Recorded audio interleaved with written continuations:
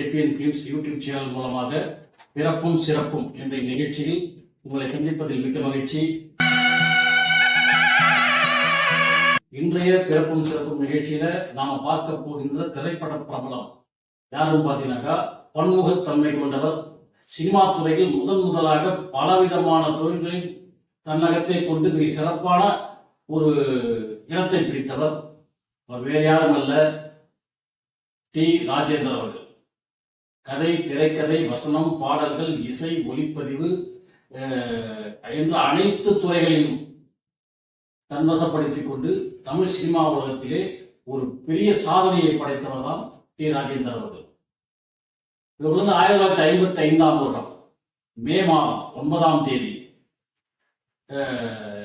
தேசிங்கு உடையாருக்கு மகனாக பிறந்தார்.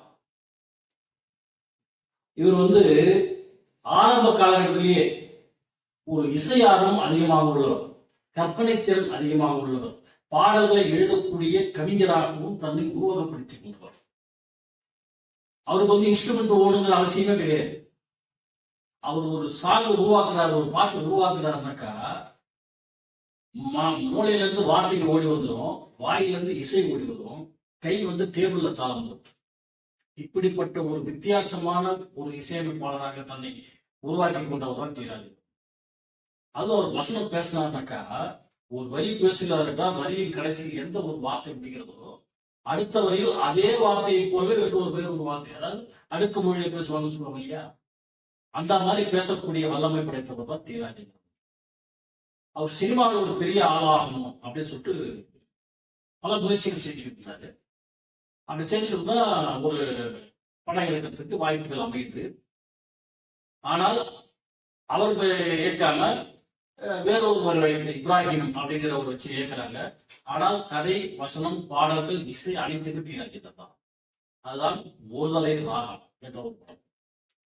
அந்த படம் வெளியானதுக்கு அப்புறம் ஆரம்பத்துல எல்லாமே புதுமுகமா இருக்கிறாங்க. டைரக்டர் புதுமுகம், இசையமைப்பாளர் புதுமுகம், எல்லாமே இருக்கு.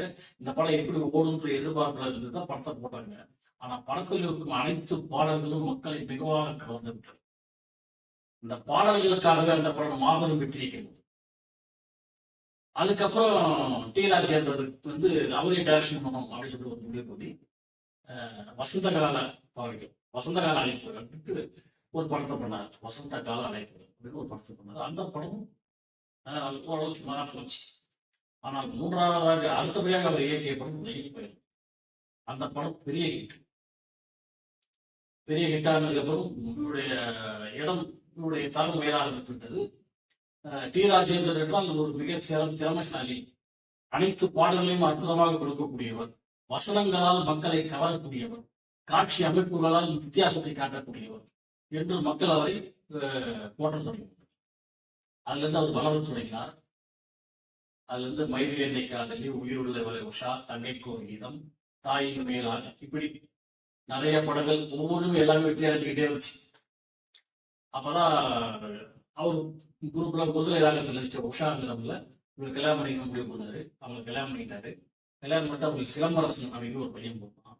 அவனை சின்ன குழந்தையில இருந்து நடிக்க வைக்க ஆரம்பிச்சார்.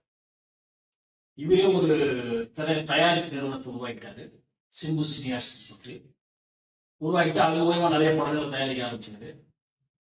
அதுக்கப்புறம் பாத்தீங்கன்னாக்கா சிலம்பரசனை வச்சு நிறைய படங்களை இயக்க ஆரம்பிச்சார். சின்ன பையனாவே வச்சு அவங்க வந்து கம்பசம் அதுல ஒரு வித்தியாசமா இருந்துச்சு படத்தை பார்க்க. எல்லாரும் அற்புதமா அதை ரசிக்க ஆரம்பிச்சாங்க. இவர் வந்து ரெட்டை வேடத்துல ஒரு படம் நடிக்கணும்னு சொல்லிட்டு நினைச்சாரு. அந்த படமும் நல்ல அற்புதமான ஒரு படமாக அமைந்தது. இப்படி தன்னுடைய வாழ்க்கையில அனைத்து துறைகளிலுமே, சினிமா துறையில அனைத்து விஷயங்களிலுமே முன்னிலைப்படுத்திக் கொண்டிருந்தவர். அரசியலிலும் இறங்கினார். இறங்கி திராவிட முன்னேற்ற கழகத்திலே இணைத்து உறுப்பினராக இருந்தார். அதுக்கப்புறம் அங்கிருந்து கட்சியை விட்டு வெளியே வந்து தாயக மறுமலர்ச்சி கழகம் ஒரு கட்சி ஆரம்பிச்சாரு. அப்புறம் அந்த கட்சியே இருக்கிறார். இப்போ ஒரு கட்சி நடத்திருக்கிறார். அரசியல்ல தன்னை விரிவுபடுத்த வேண்டும் என்று எத்தனையோ முயற்சிகளை மேற்கொண்டார். ஆனால் அரசியல் அவரை ஏற்றுக்கொள்ளவில்லை.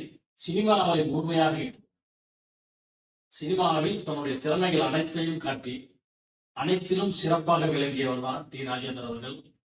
பன்முகத்தன்மை கொண்டவர், அனைத்து துறைகளிலும் சிறப்பானவர். அவர் வந்து பிறந்த இந்த மே 9ஆம் தேதியை பன்முகத்தன்மை கொண்ட ஒரு கலைஞரின் தினமாக கொண்டாடுவோம் என்று கூறி விடைபெறுகிறேன். நன்றி, வணக்கம்.